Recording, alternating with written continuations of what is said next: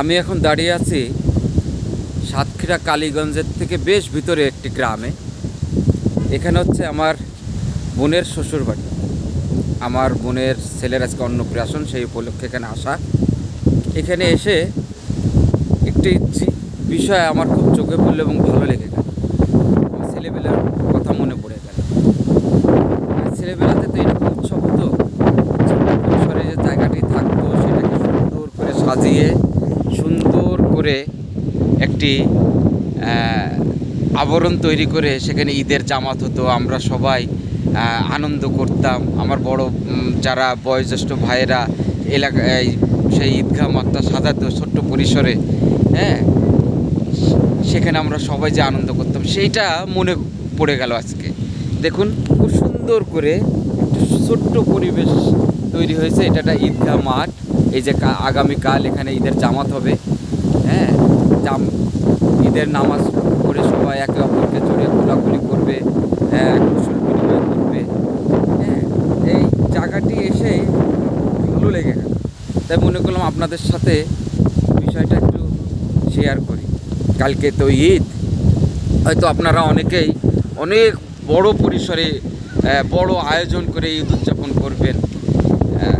তার মাঝখানে যারা ধরেন অনেক বড় আয়োজন করতে পারে না, খুব সীমিত পরিসরে ঈদ হয়তো উদযাপনও করতে পারবে না বা পারতেছে না, তাই আমি আপনাদের কাছে সেই আশা ব্যক্ত করব, আপনারা যারা অনেক বড় পরিসরে ঈদ উদযাপন করবেন, আপনারা সেখান থেকে সামান্য কিছু ভাগ করে তাদের সাথে ঈদটা উদযাপন করুন না, তাহলে উৎসবটা অন্যরকম হবে। কারণ আমরা ছেলেবেলায় এই উৎসব এইভাবেই পালন করতাম। উৎসব সবার, হ্যাঁ, আমি মনে করি ঈদ পুজো বাঙালির উৎসব, সবাই একসাথে সুন্দরভাবে উদযাপন করাটাই হচ্ছে একটা বড় পরিসরের একটা মিলন মেলা। তাই আপনাদের সাথে একটু শেয়ার করার জন্যেই ভিডিওটা করলাম। ঈদগাহ মাঠটা দেখুন কত সুন্দর। এখানেই কালকে ঈদের জামাত হবে সকালে, সবাই আসবে, ছোট ছেলে মেয়েরা সবাই এসে আনন্দ করবে। কি সুন্দর একটা পরিবেশ তৈরি হয়ে যাবে।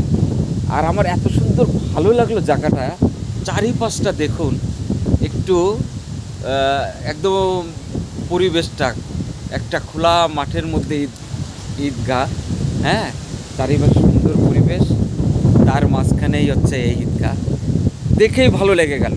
একের ছেলেবেলায় আছে আমার নানা বাড়ির একটি ঈদগাহ এরকম সাজানো দেখেছিলাম একবার ঈদের সময়, সেই পরিবেশটা ফিল করলাম। তা এই ভালো লাগা আপনাদের সাথে শেয়ার করলাম। হয়তো এমন হইতে পারে যে আবল তাবল কিছু বকলাম আর কি, কিন্তু আমার ভালো লাগাটা আপনাদের সামনে উপস্থাপন করলাম। আর ওই যে একটি কথা বললাম, যারা অনেক বেশি আয়োজন করতে পারে না, যাদের সামর্থ্য নেই, আশা করি আপনারা সবাই আগামীকালকে ঈদটা তাদেরকে সাথে নিয়েই ভাগ করে ঈদটা উদযাপন করবেন।